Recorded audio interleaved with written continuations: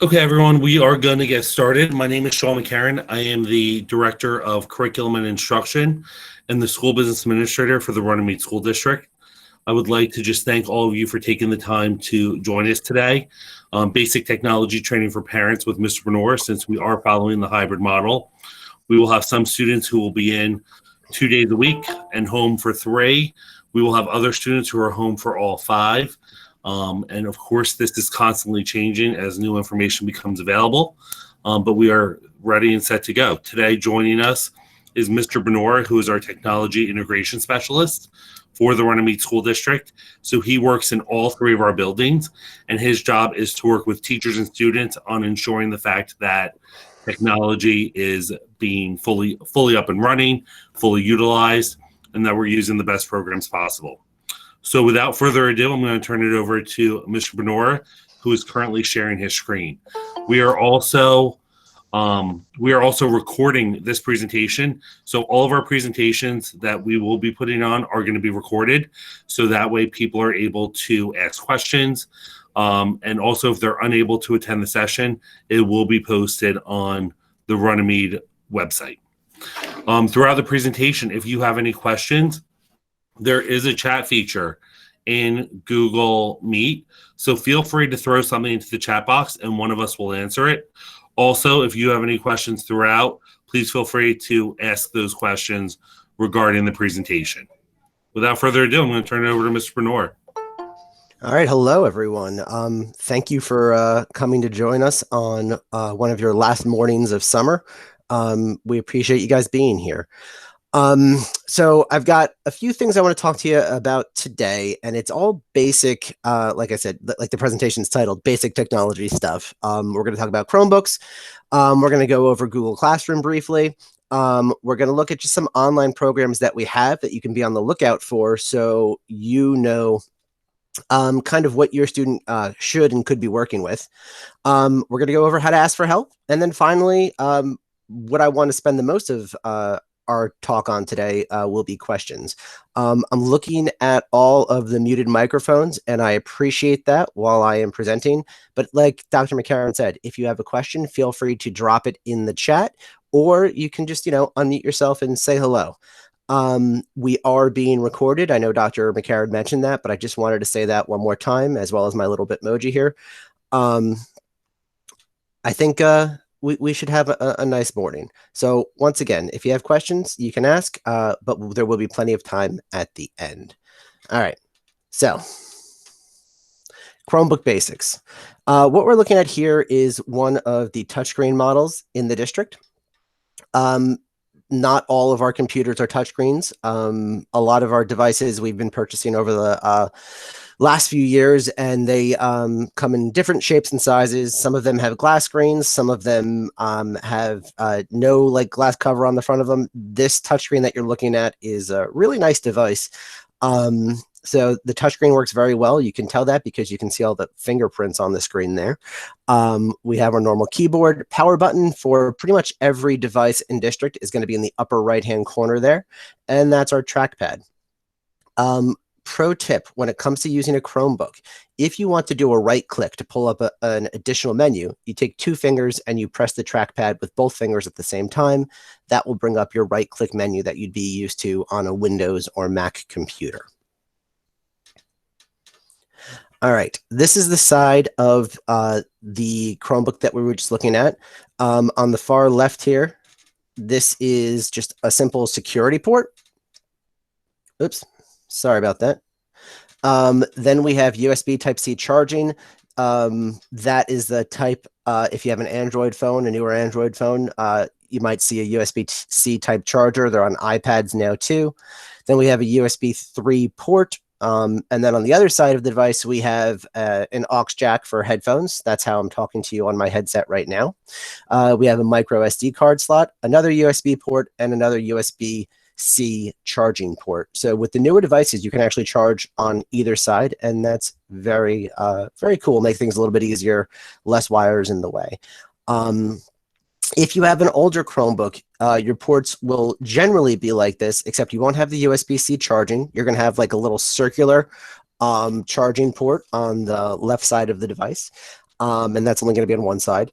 And you'll also have HDMI out, so you can actually take whatever you have on your Chromebook and put it on your television with that HDMI out if you have that device. So, you know, that's a bonus for not having one of the touchscreens. All right, more basic stuff. Student devices can only be used with a Runnymede account. So you can't log in with a personal account. If you need an exception to that, you can shoot me an email and I'll run that up the line. Students can only install extensions and apps we whitelist.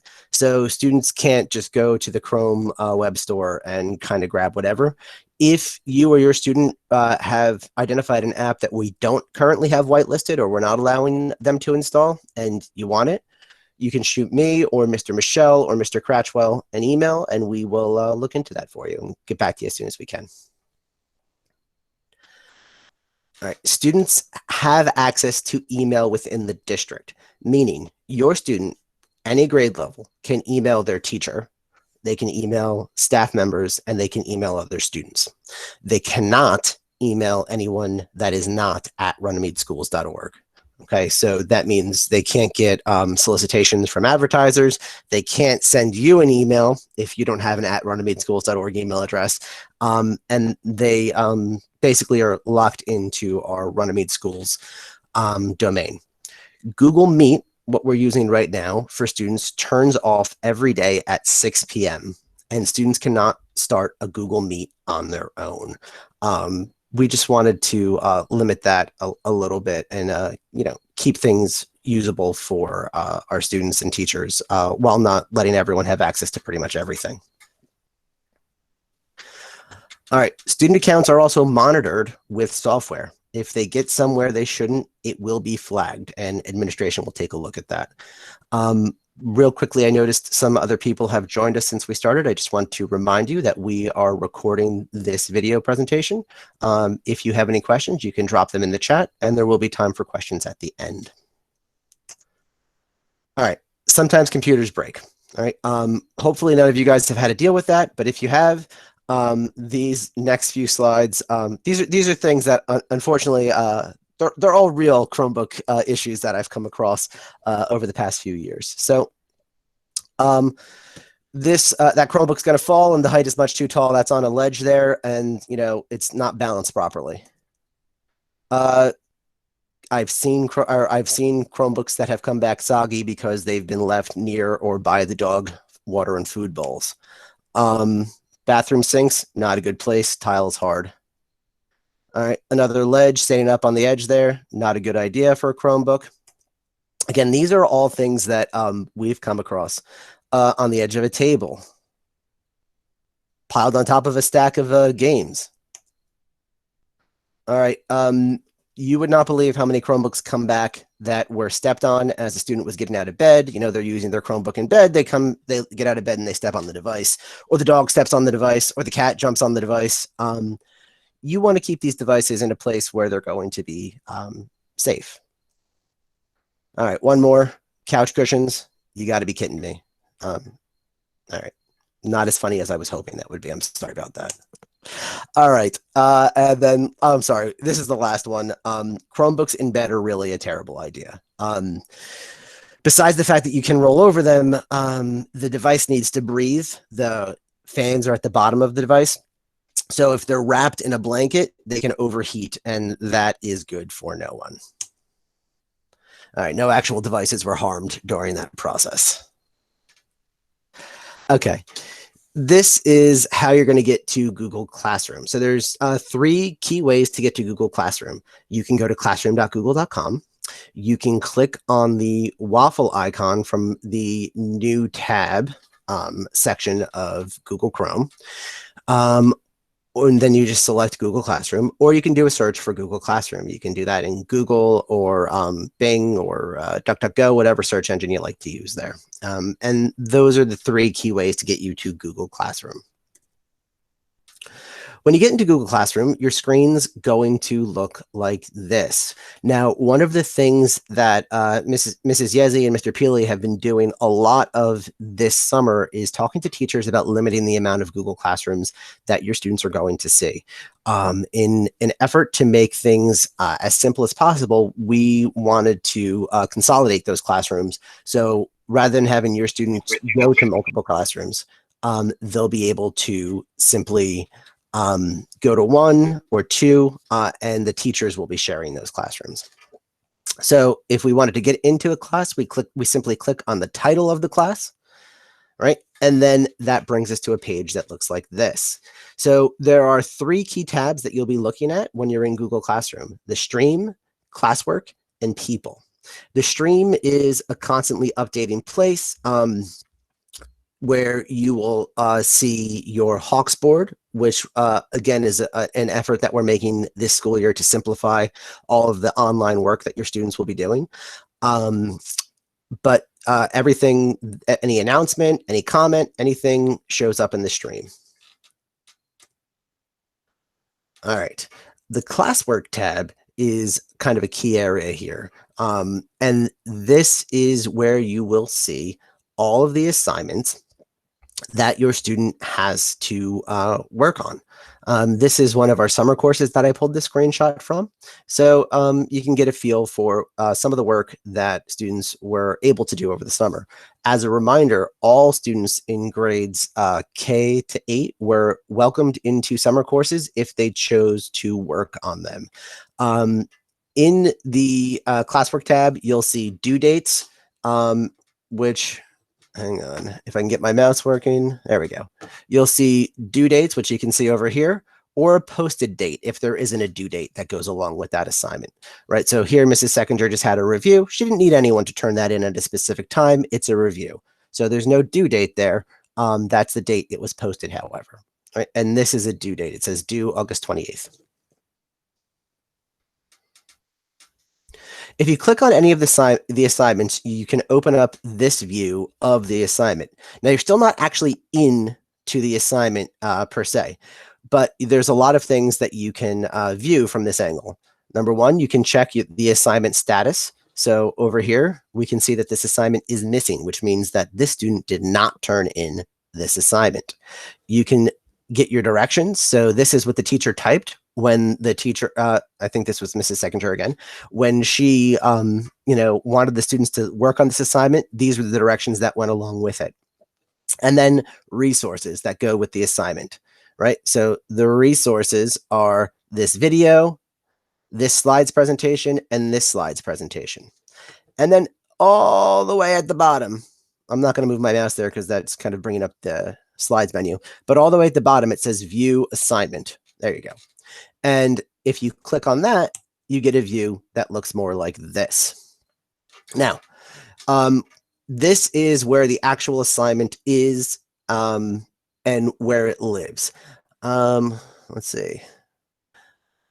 Melissa, if you have questions about anything I said, if the microphone cuts out, just keep them in mind and I will review whatever. If there's anything in particular that I missed, just let me know and I can repeat anything, okay? Sorry that the microphone cut out on you there. So what we're looking at here is an actual place where the assignment lives. So this right here is your worksheet. So I'm sorry, this is your worksheet right here. So if you open that up, it will take you to, looks like a Google Slides presentation, and that's where the teacher wants you to do your work. When you're done with the work, when your student is done with the work, they simply close the slides presentation. Google saves everything as you're working. You'll constantly see all changes saved in Google Drive at the top of your screen. So when you're done working, you simply close the tab, and then you can click the Turn It In button over here on Google Classroom. And that's it. To make sure that you've submitted your assignment, you will take a look again under your work and it will say unsubmit. If you see unsubmit, that means you've had to submit, you've submitted something. And then you can once again open your work, right, by clicking on that tab, on that little button underneath your work area. you can open it back up, but at this point, you'll be unable to make changes to it. So if you want to change anything, you actually have to then unsubmit the work and then make changes and resubmit the work. Hey, Steve, can I jump in real quick? Of course. One issue that we had between March and June, Mhm. that for many parents, they would look onto their student's Google Classroom Mhm. and they would see that their student had submitted all of their work. Mhm. A student is also able to submit their work even if no changes had been made. Yeah. So as Steve had just said, even if it says unsubmit, you can still click on the assignment to see that the student had actually put information into their assignment for that day and to make sure it was done completely. Yeah. I can tell you that my own child would wake up very early in the morning, log on. He was in first grade at the time, complete his assignments and push submit to everything, even though it wouldn't necessarily be how I wanted him to submit his work, or even if he hadn't done it completely. So you can still check your students' work, but just make sure that it was submitted and that there was work and information placed in there as well. Yeah. And I've got to admit, I actually didn't do anything to this project that I submitted here for Mrs. Seconders class. So I feel like you called me out on that, Dr. McCarran. You are able to hit submit. So make sure you are, checking your student work, or at the very least having a conversation with them about it if you can. Ask them, what'd you do? How'd it go? And if their answers aren't super clear, maybe take a look. Your child's teachers will be checking this every day, and they'll be updating you. But it's never hurts to have that conversation with your child as well. All right. The last tab is the People tab at the top of Google Classroom. And this is how your students can very easily contact their teachers. So in this class, there were 3 teachers assigned to this Google Classroom, the summer program account, which was on every summer course, Mrs. O'Brien and Mrs. Seconder. So if students had a specific question for one of those teachers, I believe Mrs. O'Brien was doing language arts, and Mrs. Seconder was doing math over the summer, they could just click on that little mail icon and they could email them directly. They can also open up Gmail and email them. But this is a little shortcut, simple way to kind of get around this and do this. Okay. This is a list of programs that we have access to in the district. I've tried to list the grade levels that have access to specific programs. So for example, Newsella is a great program for students in grades 2 through 8. Splash Math is great for K to 5, and it's a mathematics-based program. Flocabulary is a fantastic resource that teaches lessons with song. And it is awesome. We have a question in the chat. Can my kids do screenshots of his work? We had trouble with getting assignments done in the spring. I won't be able to watch them as I'll be working. Yeah. So I completely understand that. So your students can screenshot their work. If that's something you want them to do, on a Chromebook, they would hit Control Shift and the windowing button. And what I'll do is I'll find a list of Chromebook shortcuts, so you can get things like screenshots and some other basic stuff. You can do like a specific screenshot, like if you only want them to do a shot of a specific area of the screen, you can do that. You can do a full screenshot. I'll make sure I get those, and I'll get those on my website for you, Miss Aldrich. If you have any questions more, let me know. So yeah, Flocabulary is a music-based website, and it's really fun and fantastic. We have Generation Genius, which is new, or last year, I believe we picked it up. And that one just has a ton of science lessons for grades K through 8.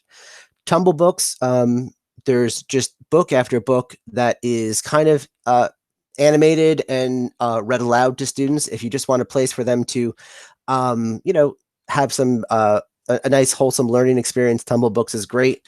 Raz Kids for grades K to 3 primarily is another fantastic resource where they will be able to have books read to them, and they will get their reading levels assigned to them. Every teacher in grades K through 8, K through 3 uses and likes Raz Kids. Ms. Singh, the kindergarten Runnymede accounts are active for the Chromebooks.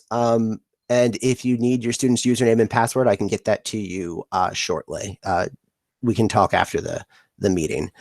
Also, any Chromebook that was distributed for kindergarten and first grade, the username and password is actually right inside the Chromebook next to the trackpad. Yeah, that was another thing that we did to try and simplify things and make life easy. Now, that was just a sticker. So if that, got removed, that's what we're here for, to help you out. Let's see. All of our students have access to BrainPop, which is a great program. It's just got tons of videos and wonderful resources. Savas Realize is the program that goes hand in hand with our math series. So they can actually do work on one of those Pearson websites there. It's a very useful site. Equatio is more for our older students, where they can insert mathematics into Google Docs, Sheets, Forms, and any kind of websites that they use. Equatio is a very powerful mathematics resource. Freckle is, once again, K-8 for math and language arts. And your students will be using Freckle a lot this year. Spelling City is exactly what it sounds like. It's a wonderful spelling resource. And that's used primarily in grades K-5. And then Learning Ally, if your student is reading below grade level, we can use Learning Ally to have almost any book read to them. So I'm not talking about like the Cat and the Fox kind of book, like a learning to read book.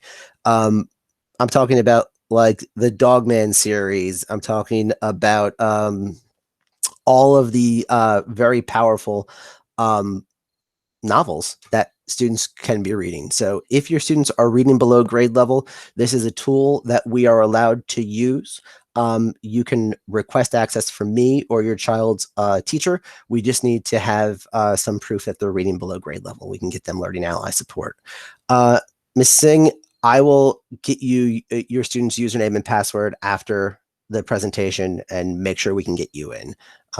We'll take care of that, I promise. And then finally, one of the programs that we added this year is called Kami. It is an extension, and it is phenomenal. You can basically turn any PDF into a worksheet using Kami. You can insert handwritten material. If you have a nice stylus, you can actually just write right on the Chromebook screen with your stylus.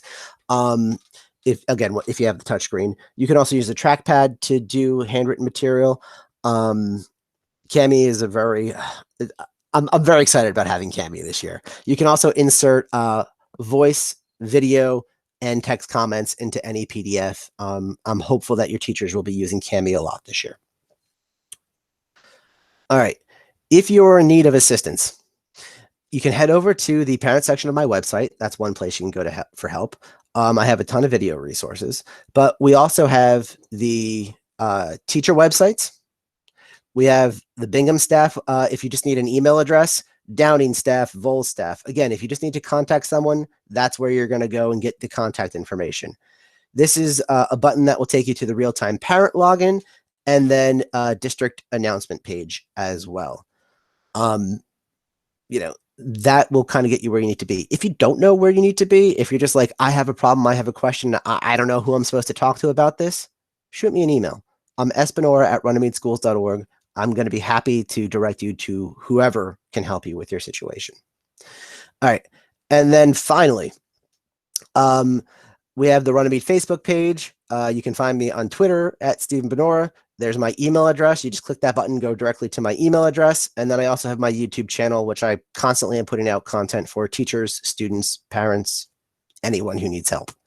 I have a review of Chromebook Basics right here if you want to view that video, or if you want to view a video. And I also demonstrate that is one of the older non-touch models. So if that's a type of computer that you have, you can take a look at that. And I also have a video review of Google Classroom that Mrs. Yezi and I put together. At this point, I'd like to spend any of the remaining time that we have left on questions. You can type a question in the chat, or you can unmute yourself and start talking. I one more time want to remind you that we are recording this session.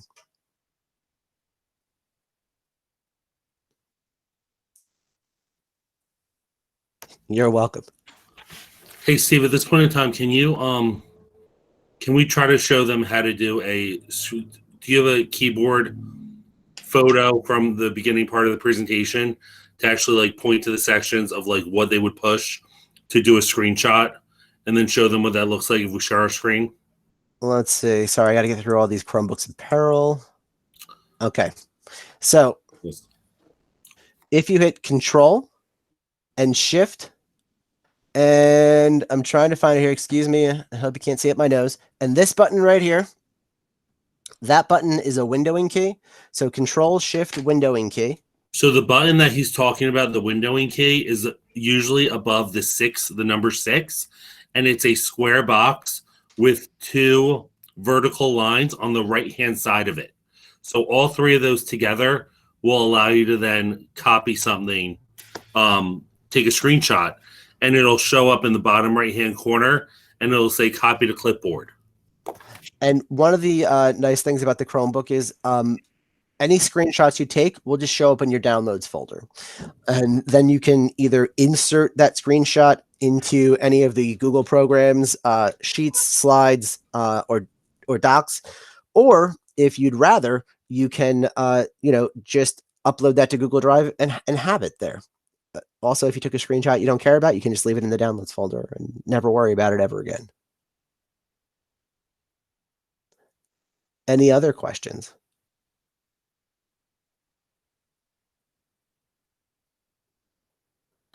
And then just so you know, something we will be changing on the website is when you go to runnymede.schools.org, if you go to the parents dropdown, there will be a link directly to technology help, which will take you to Ms. Bonora's page if you have a direct question, how to get a hold of someone immediately, since we want to make sure that that is available. That's exciting stuff. All right, here we have a question. Last year we had to take a picture of our work and upload it to Classroom, but I could never figure it out. Any suggestions? Yes. So I actually have a YouTube video that will show you how to take a picture from a cell phone. And then from the cell phone, you can upload that to Google Drive on your cell phone. And then you can insert directly into any of the programs like Classroom or Slides or whatever. So I will find that YouTube video for you and drop that onto the help section of my website. Melissa, my YouTube channel is on my website, but if you just do a Google search for Stephen Bonora and YouTube, my Runnymede account comes right up as well. It's also in this presentation. So let me see. Oh, I'm hitting the wrong button. If I get to the end here. All right, all of these lovely green colors, if you can call that color green, are direct links. And I will make sure to pop that into chat for you as well, so you can get to the presentation. Let's see. Agenda slides. Let's see if this works. Nope, that's going to be just regular text. Give me 3 seconds. Dr. McCarran, while I'm pulling up this link, do you have anything that you'd like to add? No, here's what I'll say. At this point in time, honestly, I appreciate all of you coming. Please know that if there's any questions, we're here to answer any questions that you might have. In terms of the presentation from today, I'm going to be adding that to the, Steve, are you adding that to the website, or do you want me to do that now? So the presentation is actually on my website. I'm adding it to the main page of the district website also, underneath the presentation thing. I'm moving up in the world over here, ladies and gentlemen. That'll be about 2 minutes from now, okay? And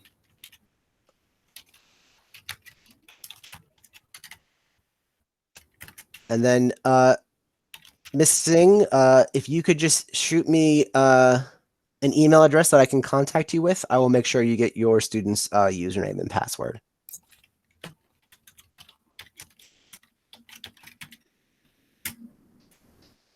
All right.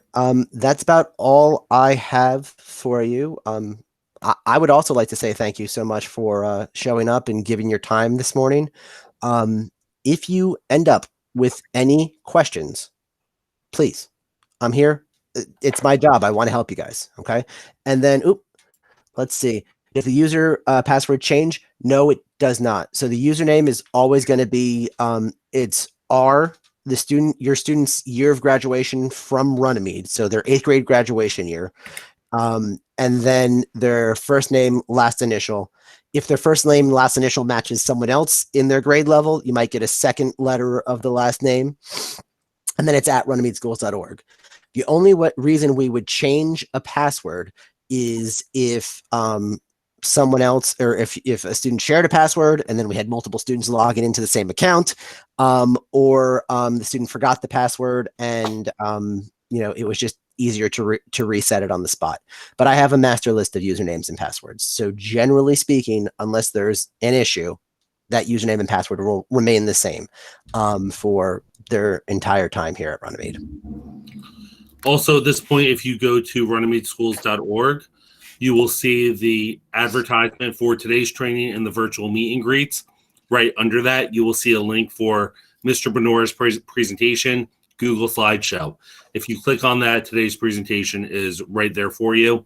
And that last slide that he shared with you was all of his contact information. This one right here. With some quick links as far as how to get to things. Does anyone have any other questions we can either take and or try to answer for you today?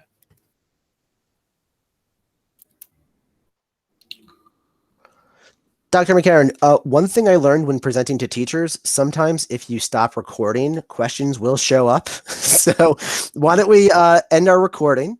And then if anyone has any questions once that's done, we'll stay on the line for another couple of minutes.